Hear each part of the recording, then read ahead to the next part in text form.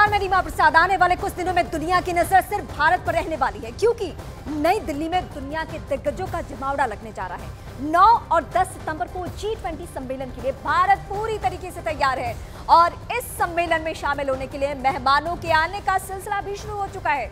Mauritius के प्रधानमंत्री Pravind Jugnauth भी दिल्ली पहुंच चुके हैं। मॉरिशस के प्रधानमंत्री G20 शिखर सम्मेलन में शामिल होने के लिए दिल्ली पहुंचे हुए। G20 में शामिल देश दुनिया की 80% से ज्यादा की इकोनॉमी का प्रतिनिधित्व करते हैं। इसके सदस्य देशों में अमेरिका, चीन, रूस, जापान, फ्रांस, सऊदी अरब, ब्रिटेन जैसे देश शामिल है। मेहमान इतने बड़े और खास हैं तो जाहिर है तैयारियां भी दिल्ली में उतनी ही भव्य तरीके से हो रही है। जमीन से लेकर आसमान तक सख्त पहरेदारी है।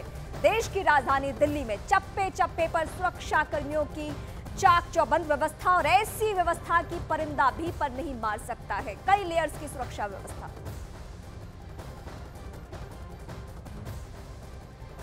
G20 सम्मेलन में दिल्ली की सजावट से लेकर स्वागत तक हर जगह सनातन की झलक दिखाई दे रही है। इस बार मेहमानों का स्वागत फूलों की माला से नहीं, तुलसी, स्फटिक और रुद्राक्ष की माला से होगा। मेहमानों के खाने में सनातनी स्वाद होगा। तो भारत मंडपम से लेकर आयोजन की थीम, हर जगह भारत की सनातन सांस्कृतिक विरासत, कला और विकास के दर्शन होंगे। तो आपको बता दें कि खास तैयारियां की गई है और तैयारियों में झलक दिखाई देगी सनातन की, हमारी संस्कृति की, हमारी कला की और विकास की। जब विदेशी मेहमान भारत की धरती पर पहुंचेंगे और खास तौर पर राजधानी दिल्ली में जब वो आएंगे, जहां पर उनके स्वागत की भव्य तैयारियां की गई है। इस बार सब कुछ अलग होने वाला है। अलग इसलिए क्योंकि भारत की सनातन की झलक इसमें दिखाई देगी।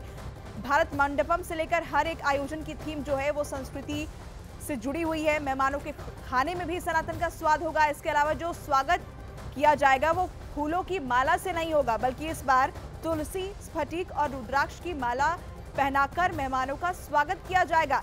G20 समिट के लिए तैयारियां पूरी है। सुरक्षा व्यवस्था चाक चौबंद कर दी गई है और यहां पर स्वागत के लिए भी खास और भव्य तैयारियां की गई है। राजधानी दिल्ली इस वक्त बिल्कुल तैयार है।